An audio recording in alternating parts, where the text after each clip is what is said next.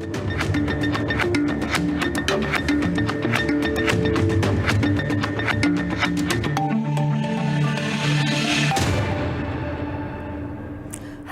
I'm Melissa Ridgen. We are a few short weeks away from Christmas, and whether you celebrate the Christian holiday or not, many of us partake in the spirit of gift giving at this time of year. So today we are helping you out. We've done the scouting for you and have a gift list of 2021 to put in focus for you. Pretty sure we have something for most of the people who will be on your list, all of which supports Indigenous creators and at lots of price points as well. Nothing corporate will be under our tree this year, and nothing will be stuck on a cargo ship out in the ocean. Let's get started. So our first guest, who's going to join us in a second, she does your shopping for you. She packages it up, she ships it to you, and with very detailed instructions so you too can be a beader. She makes an assortment of beading kits so you can learn yourself, or you can give the gift of beading to somebody you love. Nikita Lloyd joins us. She is Talita Dene from Norman Wells, Northwest Territories. She's living in Alberta. Nikita, how are you? Good. How are you? I'm great. We're thankful that you could come on here and share your gift with us so other people can also benefit from these gifts. It was such a wonderful idea to come up with these beading kits. Was it a COVID business idea when we were all home hunkered down, or how'd you come up with it? My friend actually asked me to make her one because she was beading with her friend. So that's when I thought it was a great idea that she's probably not the only one out there that doesn't have all the supplies and well, or even know where to begin, right? Like, correct, where yes. do you, okay, if I want to bead, like, do you know specifically what type of beads to buy, all the rest of it, right? So you kind of eliminate that from being an issue and just go and get all of the proper stuff, bag it up, right? Yep. Yeah, everything's shipped out to them.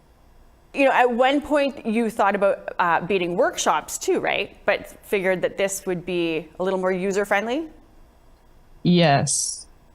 What's been the response? It's been good. I've shipped all over Canada into the States. We're seeing some of the so far so good. What are the most popular ones?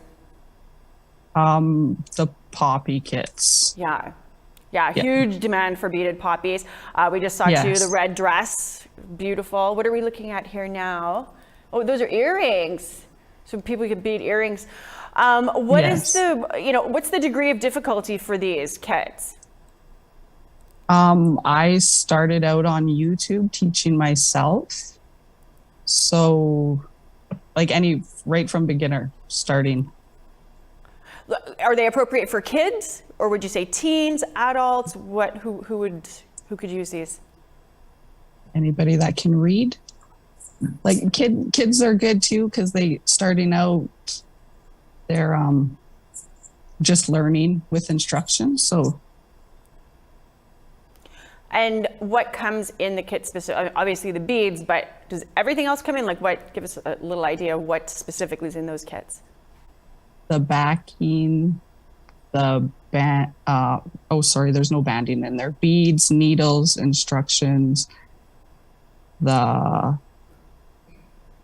picture of what you are beading. I love too, you'd said about the instructions, because you are a longtime beader. You know your way around beading and a needle and thread and beads, but that's not necessarily the case for everybody who's starting out. So you wanted to make really detailed instructions, but you didn't just trust yourself that those instructions would be easy to read. You actually went out and found people who have no idea how to bead, and to see if they would be able to understand and do these kits. I think that's brilliant. They had no trouble, or did they have good advice to offer you to make them a little more user-friendly? Yeah, I had some feedback on what could be changed and easier for wording. And so I did change those and sent them back, and yeah, they understood them. So I felt that it was good to send them out with everybody. Tell us a little bit about your subscription boxes too. Those are, once a month, you can pick and choose whichever ones you'd like, and then different colors get sent out every month so that I know everybody's not easily accessible to beads. So you just get beads delivered to your door every month. And a little project. I love this. How long does each of the projects take approximately? A day. It depends on how quick fast you you can. are, how like much detail you want to put into it. Where do we find these kits? How do we order? They're on my Shopify account at Etso Beads. Amazing. Nikita, thank you for taking the time to share this with us, and hopefully we've got some potential would-be beaders out there, and this is how they can get their start in beading. My next guest is joining us from Edmonton, Alberta.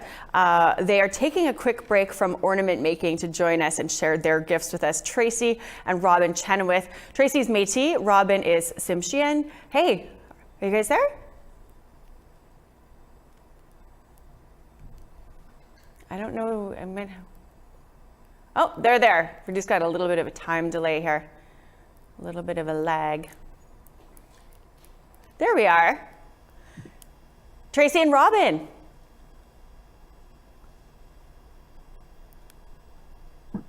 Can they hear us?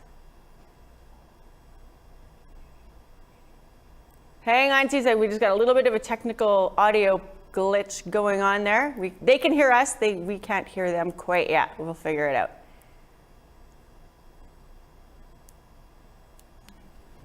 There we are. There we go. Hey, how are you, ladies? Hello. Very well, thank you. Amazing. Well, we are super excited to talk about your creations. Tracy, you've been a long-time beader. How did you turn this into a business? It was just something that I always wanted to do, because when I first came out into the gay community, they actually had nothing. So I wanted to be that go-to person that would make all kinds of stuff for all kinds of jewelry. Yeah. So that's how I got into it. And it is often the case, your wife quickly got sucked into the business too. That's usually how it goes, right? Just like a vacuum. How do you guys divide up who does the labor of all of this? Who has different responsibilities in this new business that you guys have? No, we actually share both responsibilities. Each piece, like, we both have our hands in. You know, I may do the beading on one piece and she may do the beading on the next piece. Like, it depends on how we're feeling, like, inspired. We're seeing some of your work now. I love this, the Métis glass Christmas bulbs. Looking at. We're getting. These Sorry, are incredible. We couldn't hear you. We got some background sounds. No, that's okay. It's fine, because we're looking at some of your creations right now, so our audience at home can see just how much detail goes into these Christmas tree ornaments. They're just incredible. Is this turning into a full-time business for you guys? Yes, it is actually. Like last year we came out with our ornaments and we were just like, we were swamped. We didn't think it would be a big deal, but now and then this year again, we were perfected, but we're a little more prepared. Yeah. A little. Isn't it funny? It only takes getting swamped one time for you to quickly figure it out, how to not ever have that feeling again, right? Mm-hmm. Oh yes. What's some Overcome and adapt. What's some of your favorite feedback that you guys have heard about these beautiful ornaments? Just we get messages when our customers receive them, and they let us know how beautiful they are and how it touches them in different ways. You know, and we do put a lot of heart into our work. One little tidbit that we find when we're beading, depends on the piece that we're making. Sometimes it's easy, like easy flowing. There's no mishaps or anything, you know, it just comes together so easy. So we look at the customer and we try to, how would you say it? It's kind of like it's their reading. Yeah. Trying to get a bit of their personality. Oh, I love that. You know, they could be easygoing, or they could be stubborn and hard-headed like myself. Or are you guys, so not only are these available online, and I'll ask you first of all, where do people find you to order these, and what's kind of the price range of your creations? Okay, with it depends. Like with the shipping, our smaller bulbs go for 45, and then it goes all the way up to 120 because we have different sizes. Right. And it's usually Oh, that's just on my Facebook or my Instagram. What is it, 40 We'll foot? make sure people can see where your Facebook and Instagram is there so they can order those. Oh, that's beautiful. I love that white one. That's beautiful. These I'm are making a bigger stunning. one, but it's not done yet. Oh my. And you are still doing these. So if people are in the Edmonton area, you are doing farmers markets too, right? Yes. Yes, downtown farmers market. Yeah, we're with IM. Are you guys With branching that, into I'm anything collecting. else? Are you Pardon? sticking with the Christmas ornaments, or do you see in the future branching into other decor or Christmas items? So far that's it. I haven't, my mind hasn't gone past these yet. It doesn't. So we'll try to catch up with all our other merchandise like earrings, chokers, bracelets, and Yeah. such. It doesn't sound like you have a lot of spare time to be thinking about getting into new things when you're so inundated with people wanting the ornaments that you've been creating for the past year and a bit. They're stunning. We are so thankful that you guys could join us. We love your work. It's funny, both Beverly and I, our co-producer here at InFocus, we had both seen these ornaments, and we're like, we have to have these ladies on our show to talk about them. We love your work. Thank you. Thanks so much. Well, Thank you. dream catchers are often a favorite gift that we share with each other. And there's so many incredible styles with individual flair available all over online Indigenous market sites. Well, we found these handmade with love by Marina Rose Toms of the Tsleil-Waututh Nation in BC. And she joins us now to talk about her dream catchers. Hi. Hey, thanks for joining us, Marina. So let's start. Your grandma taught you to make dream catchers, is that right? Yeah, she showed me about 2 years right before COVID hit. Thankfully, it was a great time. No doubt. So she showed me how, and then from there, she just showed me a basic ring and then the webbing. And then from there, I figured, why not add some beautiful tassels onto them? And so I started adding the tassels once I learned how to make earrings. Did you make the earrings you're wearing right now? Yes, I did. Let's see those. I can see kind of yes. And what does your grandma think? So you've taken just the basics of a dream catcher and turned them into something like a little twist of your own style. What does she think of what you're making? Oh, she loves them. She's kind of a little bit jealous because she showed me, and she's like, for her to make one takes her a month, and for me, I can make one in about 6 hours. But for her, she showed me, and I just took what she learned, and I'm so grateful that I got to take something that my grandma knew and really enjoy doing it. Yeah. And she must be so proud to see how this is taken. Has she asked for a cut of the profits? Like if you're selling them, she wants her percent because she taught you how to. The funny thing is, normally our band does like a Christmas craft fair, but since COVID hit, we haven't had the chance to do it. So I thought I would put it onto Facebook. Yeah. So before the Christmas craft fair about 2 years ago, my grandma was like, we're going to get a table and you're going to give me 50% of everything. And I'm like, but I'm the one making it. She's like, yeah, but I'm the one who showed you. Yes. Go, Grandma. My grandma, I think all of my grandmas would have had that exact same response. We did talk a little bit about, dream catcher knockoffs, how to spot those ones that are made by a machine. Lots of people selling a lot of Indigenous items, as they call them, on Indigenous marketplaces, and they're not Indigenous, and they're, tell us a little bit what your grandma had taught you about the lessons about making them. Well, the spirits, in order for it to be an authentic dream catcher, you have to be in the right state of mind, and you really have to give it positive vibes and positive energy, and you have to be thanking the creator as you're making it. So then what you're putting into it is coming out. You want them to have positive dreams, so you don't want to be giving it negative. You can't do native crafts when you're angry, frustrated, upset, or you're just going to give them those types of dreams. So it's really important to always be in the right state of mind to be beading or any native art to begin with, but especially dream catchers, because they're supposed to be taking the bad dreams and giving you good dreams through the webbing and the tassels. Are you sticking with dream catchers, or do you see yourself branching out from these into anything else? I honestly love making the dream catchers the most. Yeah. But I do like making earrings. Right. The dream catchers are just so beautiful once they're fully completed. So I enjoy making them more than anything else. But I do make earrings as well. We're looking at some of your earrings right now. These are the ones with the hearts. Those are beautiful. Yes. So it started with earrings, branched into dream catchers, sticking with dream catchers and earrings, and I think we should be very thankful to you for doing that, because those beautiful creations, both forms. Is there what's kind of the most? You do take custom orders too, right? Is there something that's been super extravagant that you've done? The most popular ones right now are the medicine wheel ones and the rainbow, the pride colors people like to call them. Those ones are my two best sellers. They are such a hit.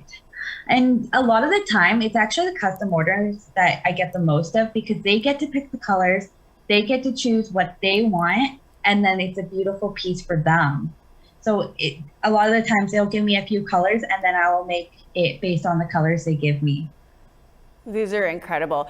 And what's kind of the price range what are the price points start at? How high does it go? For the smallest ring, which would be a 3-inch hoop, would be about $75. And then based on the hoop size, it just goes up gradually. So 3 inches about 75, and a 5 inches about 110. And then I make bigger hoops, just based on what people want. But those two are my both most popular hoops. And do we have time to shop before Christmas? Where do we find you? Of course, yes. Takes me a couple days to get one sent out, but between 1 to 3 days after you order it, they are sent out. Perfect. And we see your number there right now. So if people are interested in those beautiful dream catchers or earrings, you can give Marina Rose Toms a call. Marina, thank you for taking the time to share your talent with us today. And hopefully we've got some people watching right now saying that is exactly what I'm looking for somebody on my gift list.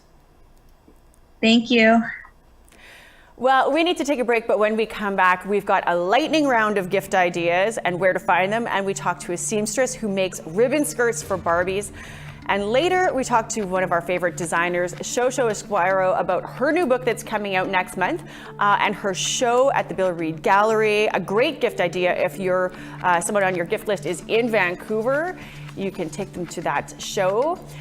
Stay with us. We'll see you after the break. Join our conversation now. You can send your thoughts to infocus@aptn.ca. You can like us on Facebook on our APTN news page. You can follow or tweet us or at APTN InFocus.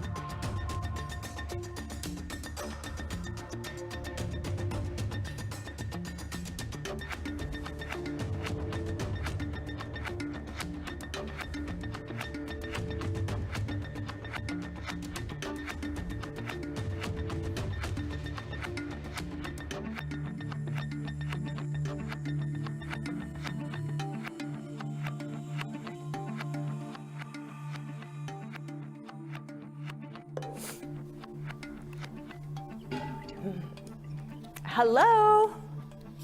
Hi. Hi. Hey, you can hear me. I can hear you. Good to see you, Tracy. I think we're almost ready to go here. We're just at a commercial break right now, and then we'll get going.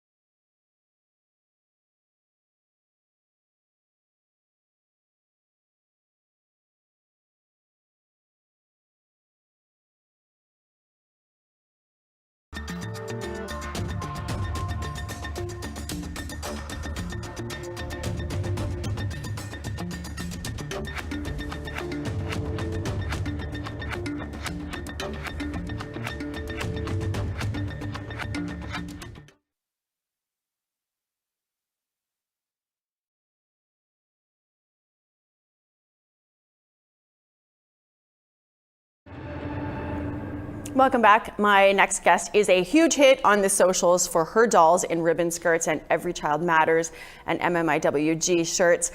TB Crafting is her company, and Tracy Boucher is the creative mind behind it. She's from the Alexander Cree Nation, living in Alberta, and she joins us now. Tracy, we're thankful that you could take time out of your day to join us. We're looking at your beautiful dolls right now. You started making them and selling them how long ago, and at what point did they go viral? Hi, welcome from Treaty 6 territory to begin with. I started making these in the summer. I am part of the Indigenous Artists and Market Collective, which is here in Edmonton. We're a collective of about 70 Indigenous artists. We were invited to go to Fort Edmonton Park, where they opened up the Indigenous Peoples Experience lounge or foyer. We quickly realized that there was nothing there for the girls or the children to buy. So after a brainstorming session, I decided that I was going to start making ribbon skirts. So the ribbon skirts were only being sold there during the summer, and we sold a few of them. So I decided I was going to actually make the dolls. So this is my creation, the skirt, the actual Every Child Matters logo. Here are the skirts. Just hang on, hold that up. We're just looking at something. Okay, hold that up. There we go. And there's the skirt. Beautiful. And then here's the missing and murdered one. Oh. With the pride skirt we have on there. Yeah. We're two spirited people. So we quickly realized that we needed something for the girls and for the children. And I made the ribbon skirts, and they were just a hit. I posted them online to show people that I was making ribbon skirts, and honestly, it took off. It just floored me. I had no idea that this was going to take off. I made 40 dolls to sell, and those sold in 15 minutes. It caught me off guard. So. Sold in 15 minutes to 40 buyers, and then you said between 500 and 600 other people were wanted them too. I get messages daily, hundreds and hundreds and hundreds of people want to be on a waiting list, and they want these dolls. So I am making more, but I don't know how many I'll have in time for Christmas. But these wonderful little ribbon skirts that I've made. Yes. And they see the seams, everything was sewn down, every ribbon is sewn down. The ribbon skirts are available for Christmas. They will be, if anyone wants to order, just let me know. I will send these out for sure in time, and I will repost if and when I get more Barbies together. You did say that also that you have a waffle donation. What's that?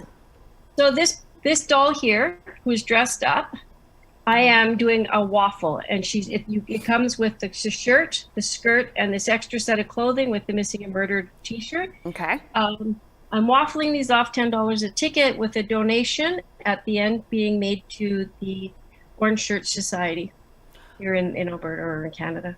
And how do people participate in this waffle? You can email me or check me out at TB Crafting online, or you can email me direct at gtncboucher@gmail.com, and make sure that your name gets put into the draw.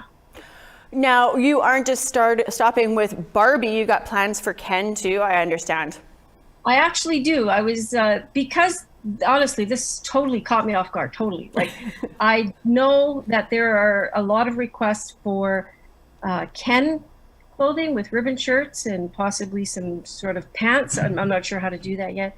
And also other accessories. So I'm thinking in the new year, it will be Ken clothing and probably star blankets for the dolls, little star blankets. I make star blankets. So that's one of the other things I do. I take orders and make star blankets. Has this become a full-time? This seems like this is more than a little weekend gig for you. You know what? I work a full-time job. I'm a certified customs broker. So I literally go from my computer up to my sewing machine every day. My husband sort of sees me in passing and waves, and that's about it. Well, put him to work. We talked to a couple earlier, Tracy and Robin, and Tracy started this, and Robin, as she said, got fully sucked in like a vacuum. Why don't you get your husband doing this too? You know what? The whole family's involved. I have one daughter cutting elastics and ribbon. I have my husband cutting different pieces of the material once it's sewn and unsewn. They're all packaging. My one daughter does all my social media promo stuff. So it's a family adventure.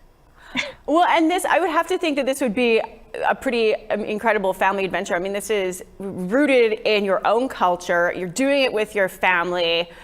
Has there been a little side benefit, I guess, to this business that just sort of took off without you expecting it to take off? Is there a positive to gain from it? Well, the positive, I think, for the community and my family is the children, our Indigenous children, need to be able to identify with a toy. Mm-hmm. The girls need to understand the teachings of the ribbon skirt. You know, they need to be very proud of themselves, be very strong, and to honor their sacred bodies. You know, that's what the ribbon skirt teachings are. Mm-hmm. So I had a lot of backlash saying, you know, it's about the dolls and why am I using these dolls? And it's not about the dolls. This is 100% about the ribbon skirt teachings and our girls honoring themselves and their bodies. And, you know, there's a lot of two-spirited people out there, and we had a lot of requests for, you know, the skirts for that. So, you know, in this day and age, we want all children to identify. It doesn't matter if they're boy, girl, or they identify other. Mm-hmm. They need to be able to see a toy and relate to it. And that's what this is. We are so thankful that you shared this gift with us, Tracy. We loved your creations. Thank you so much, and happy holidays to you when it gets to be that time. We're only a few quick weeks away, and we look forward to what's coming out for the ribbon shirts for Ken dolls next year. Thank you. And one quick plug. Yeah, go ahead. If anybody's been around the Edmonton area, the Indigenous Artisan Market Collective is having our annual Christmas market, December 10th to the 12th at the Aviation Museum. There will be over 70 Indigenous artists. So if you're looking for Indigenous made items for Christmas, come check us out. Brilliant. Tanshe, Tracy.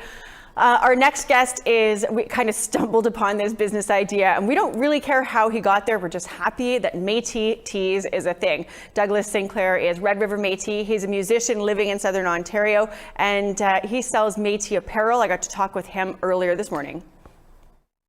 Doug, thank you so much for joining us. You know, I saw your Métis tees, your apparel, on one of the Métis family groups that we are on together, and I'm like, yes, especially the Métis isn't mixed, which I loved. And yes. I'm like, I gotta be getting myself one of those.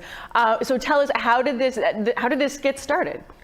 Yeah, so I participated in a meme making contest curated by my pal Will Gadon, and I actually was selected as a 2-time winner of that contest, which was awesome. And so that's kind of what got the thought in my head, oh, maybe I should take some of these designs and put them on t-shirts.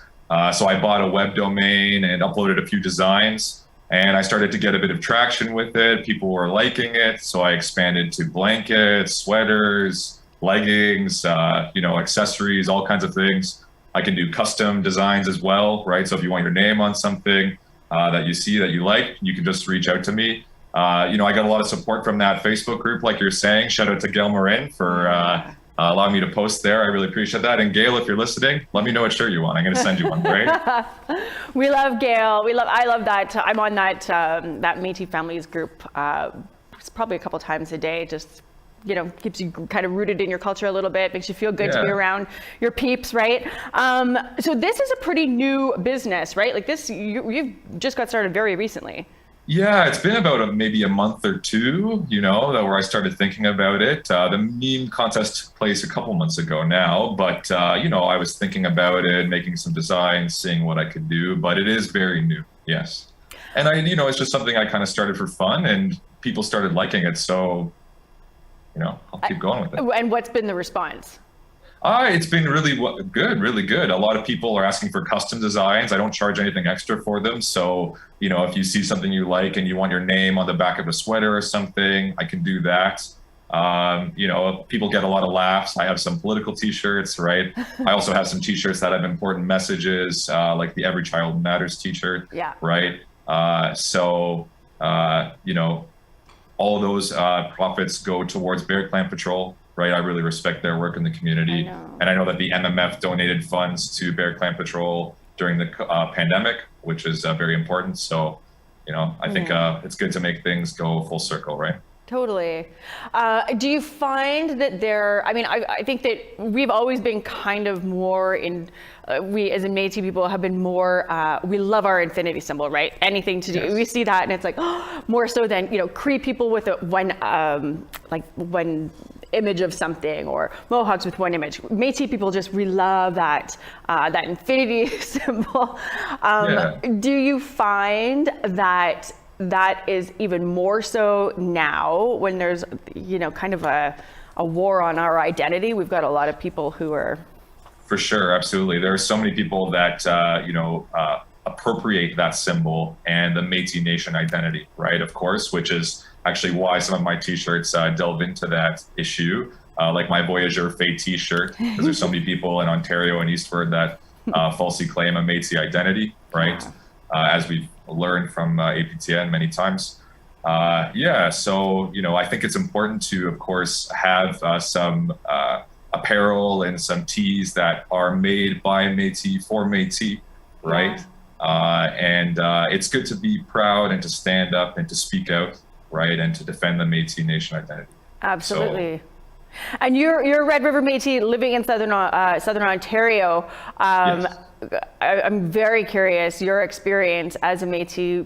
Do you hear from some people who are mistakenly claiming that they definitely. I think there are some people who, maybe just don't actually understand. There are others, of course, who are, they do understand and they do falsely claim and they just don't care. I've had some very interesting experiences meeting some people who, blatantly claim to be Eastern Métis and ask me what side of it I'm on and those sorts of questions. A lot of things like that, unfortunately. But, I never feel shy to speak my mind. I speak from my mind and from my heart. I think you can be respectful and still disagree. And I just like to think that I base my opinion on the facts.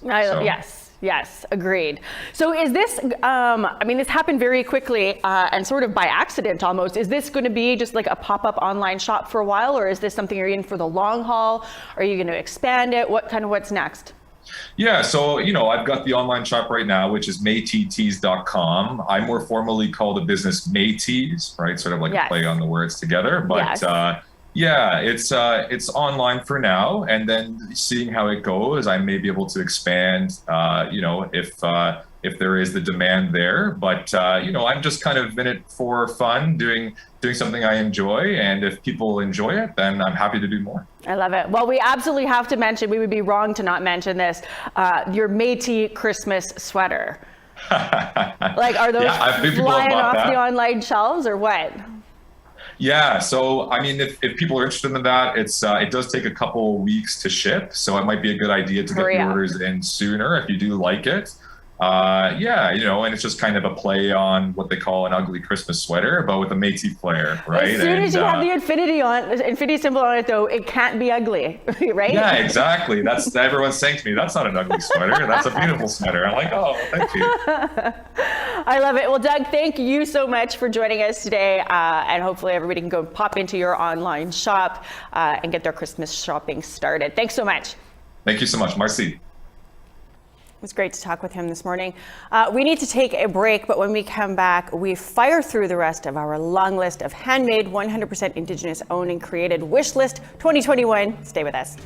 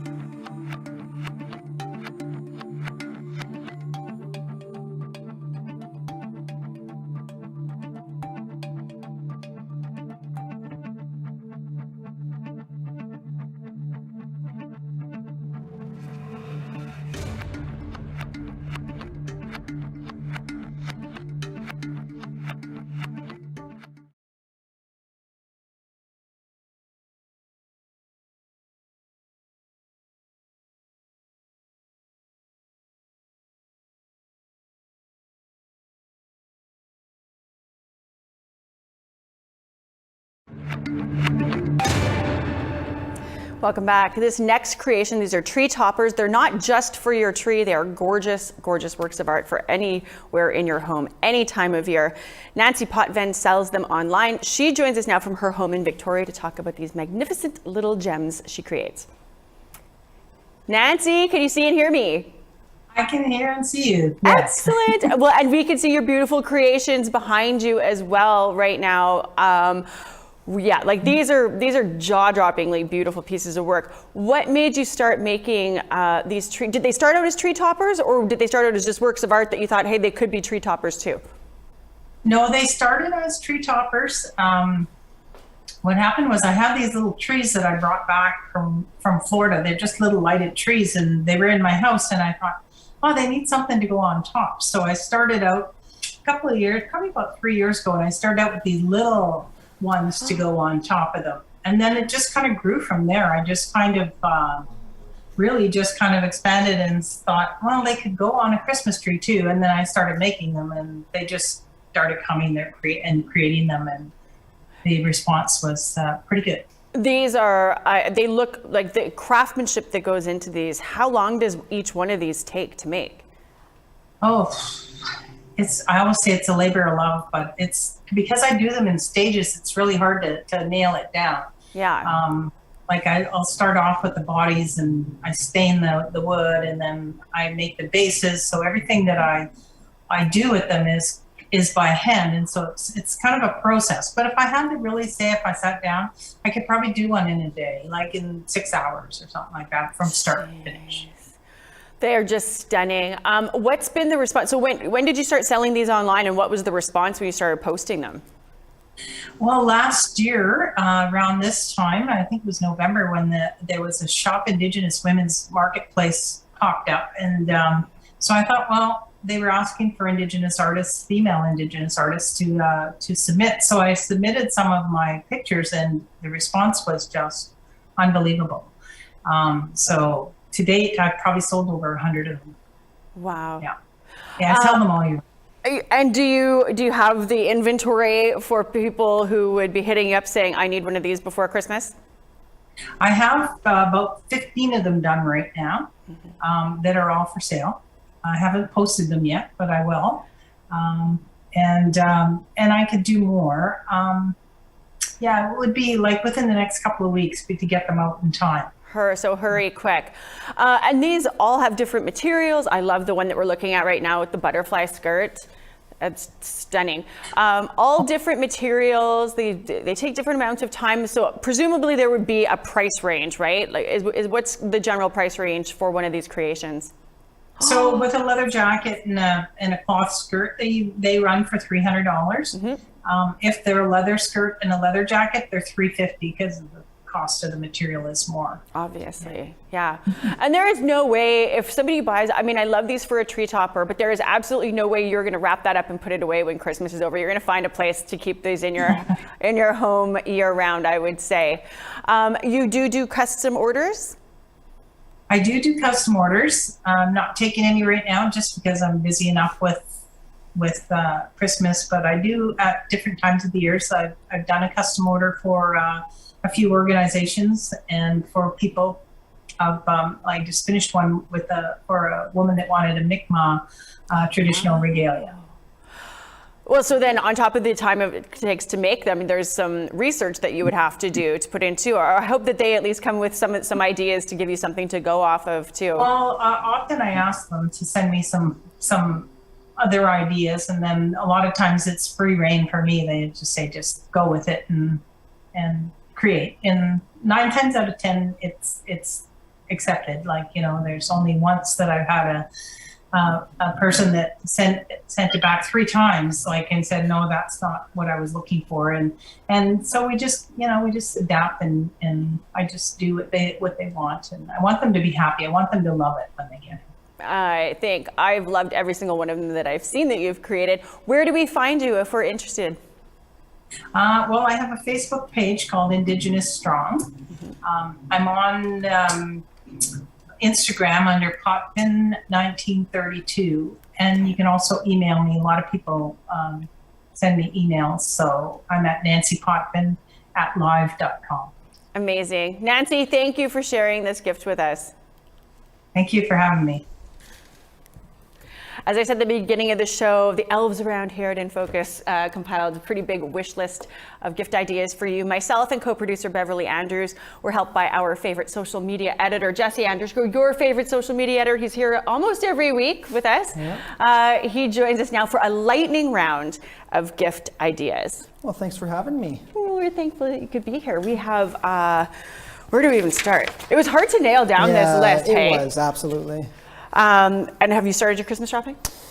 Well, when we were talking about this, I told you that I like doing it on December 24th. But after this list, I can say that I have started, yes, absolutely. which we could say, don't do that anymore. Yes. Because you can never get any of these things if you wait until the 24th, right? That's exactly it. Okay, well, let's get started. We're going to start with Métis Slingshot. This comes to us from Will Goodon. He sent us these photos on Twitter. He makes these Métis slingshots to sell.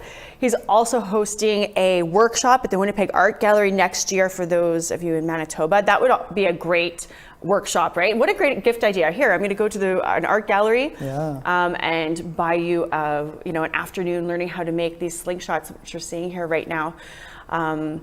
Oh, they're beautiful. So Will, I have talked with him. He's a friend of mine. My son has one of these slingshots. My son has that one right there. Oh, wow. Will gifted it to him. He has a couple hundred ready to go.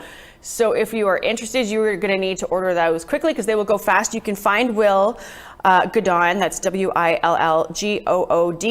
He's on Facebook. He's on Twitter. You can DM him if you're interested in those.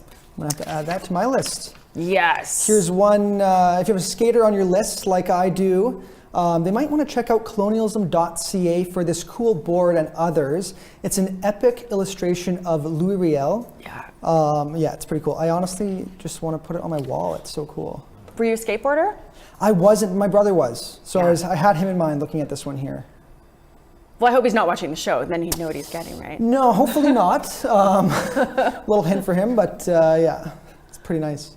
Well, we talked earlier with Tracy and Robin about their ornaments. And there's a lot of incredible Christmas ornaments that you can find on crafting shops online. We found this is from Musqueam Artistry on Facebook. They make these beaded ornaments with sage, cedar, and tobacco. These can go on your tree. They're stunning. Where do we find these, Jesse? You're the ones that found these. Yeah, on their page, they say it's gathered with all medicines following protocol and handled with care. Yeah. This one here was... Beverly, where did we find those? NativeLoveNotes.com. That's where you find them. Okay. Yes. Oh yeah, this one here. Oh, here for sticker lovers. This is one from our other social media editor, Savannah Kelly. This is the Native Sticker Lovers one. They have funny stickers and button pins. You can find a lot more on their website, so they'll go to nativelovenotes.com. Oh, that's that. Okay, we are, yep, there we go. Live, Laugh, Skoden. That's a good one. That's great. Okay, so Shosho Esquire is known for her couture fashion designs out of the price range, unfortunately, of most of us who don't make a ton of money. But we certainly like to look. One of the gift ideas is to take a friend or a loved one to her Doctrine of Discovery show that's on now through June at the Bill Reid Gallery of Northwest Coast, or if you're in Vancouver. You could buy maybe a ticket for a non-Indigenous pal to introduce them to her work. They're about $13, $30 for a family to go. Or you can make a day with it with your own family and friends. Admission is free for First Nations, Inuit, and Métis. You know, you throw in a coffee and tea, maybe some lunch, voila, that is a pretty nice gift of time and a great experience. And Shosho has a book coming out too, another great gift idea. There's pre-orders that are being taken now. I caught up with Shosho ahead of last week, I guess, just ahead of the Yukon Prize for Visual Art, of which she was one of 6 finalists. Here's that interview. Shosho, we're so glad that you could join us. I have so many questions. I don't even know where to begin asking about all that you've got going on. You've got so much going on, but let's start with the Yukon Prize for Visual Arts. That's a brand new award, and you're one of 6 finalists. Tell us how that got started. I applied last year and I had high hopes. My friend forwarded me an email and I've never applied for anything like that or had the opportunity to. And so I did. And then in June, I got the call from Julie that I was a finalist. You're in crazy good company there too, the other 5 finalists, hey? It's incredible. And just all of the different art forms, it's just a real privilege and an honor. And I'm such a proud Yukoner that I'm really excited about it. Yukon is my favorite place in all of Canada. I haven't been up since 2006. I'm way overdue to head back up there. Let's talk about Paris. I think that was 2019, two years ago. Yes. We'll see some photos of what you had there. You took these creations to the Notre Dame Cathedral. So this was well before the graves were found this summer. You had a message for the Pope, for the Catholic Church then. What was that message, and has that message changed now in recent months in 2021?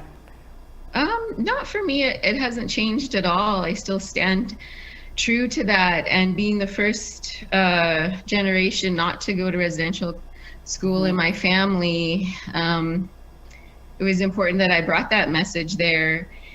And one of the pieces in particular is the Pope upside down, his picture. And for me, that more represents as somebody would put a flag upside down, like in distress.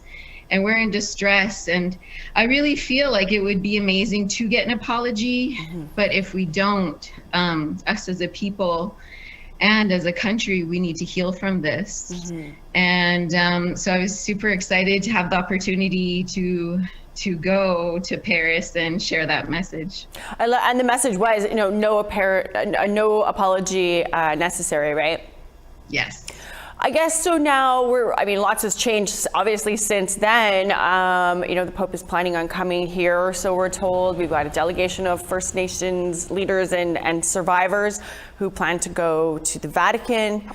I guess does an apology to you, you've descended from residential school survivors, does an apology mean anything, or does it not, because it's taken up until now for it to come? Like, I would just wonder what goes through your head. It would be definitely welcomed, and I feel like we would take that in a good way, and it'd be a real start to this truth and reconciliation that we all speak of. And so, I think that it's very positive and well overdue. Yeah, no doubt. So now moving on to the show that you have at the Bill Reid Museum in Vancouver. It's going on till through till next fall, I do believe. Tell us how that got started and what can people see there? So that show's called Doctrine of Discovery. I'm super excited because it's my first solo exhibition, and it's up until June.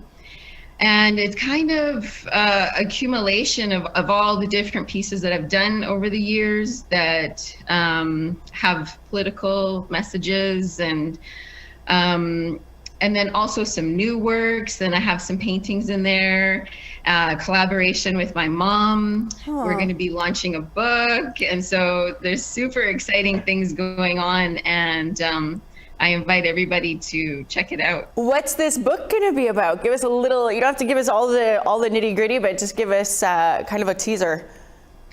Well, it's a book about the exhibition. It goes into my family and different past works. We also have a foreword written by Christian Allaire from Vogue. Oh my God! It's super exciting. It's going to be. I'm hoping something that is going to should be available in public schools. I think this education is going to be helpful. On the 26th, I'm actually doing an artist tour with teachers, and so hopefully they can bring their students. I have a history of working with various inner city schools through art, creating art programs for fetal alcohol effects teens. So I'm very much connected to the youth as well as the elders. I think it's very important to always give back and to be a mentor and to be a mentee. And I think if Creator blesses you with a gift, make space for other people with that gift. Yeah, absolutely. That's part of the reason we admire you so much.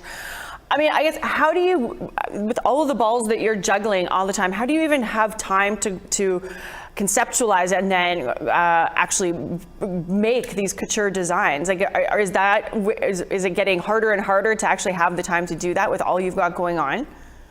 No, that's a great question. For Doctrine of Discovery, I really went within. I stayed off social media for like a year. And my mom teases that I kind of live as a recluse anyways, so isolation is not that different. Being from the Yukon, you know, I don't have a TV. I just have my home as like my studio. And I'm constantly inspired, like I don't sketch. So I see materials and I source materials in all of my travels. So, and it's my passion. And all these opportunities is really a platform for me to speak about issues that are important to myself, Indigenous people, society as a whole, humans. And I really want to see healing and compassion and more conversation. And that's a big part of Doctrine of Discovery show at the Bill Reid. And being here in the Yukon, representing as an Indigenous First Nations person of the Yukon, to be up for this prize amongst all these amazing other artists, just that acknowledgement alone, it just means so much. It's just crazy. I mean, the amount of talent that you have in your body, and it's like, what is the next, I guess, big thing that you're getting excited about? Well, I'm just really excited about the book, and that's going to be launched in December. And then next year is the 100th anniversary for the Santa Fe Indian Market. And so we started up a fashion show that's grown over the years. So I'm going to be part of that, as well as part of a museum exhibition in Santa Fe. And then the Yukon Prize is doing so much to promote all of us artists. And so they're getting a booth at the Vancouver Art Fair in May. So I'll be very proud to represent the Yukon at that art booth. And so just keeping on being calendar's busy, full. being inspired. Full calendar, well into 2022. Well, we appreciate that you could squeeze us in today. We love your work so immensely, and you should be it's mind blowing to be at the Bill Reid Gallery, and then you've got the Yukon Award nomination going on, and it's just checking off all of the success. You're owning it. Thank you. Suga Samla. That means a lot, and I appreciate your time. You can pre-order her book at thebillreidgallery.ca. We are running out of time rapidly. For that full intro, you can check out, that full interview, you can check out the InFocus webpage. That's a wrap for this week's show, putting together a list of gift ideas for you to support Indigenous creators. I'm Melissa Ridgen. Jesse, thanks for joining us. Lastly, if you've got a hip hop music lover on your list, check out Garden Hill's Matt Mack. His new song, Run It, is out. You can find it wherever you download music. Here's the video.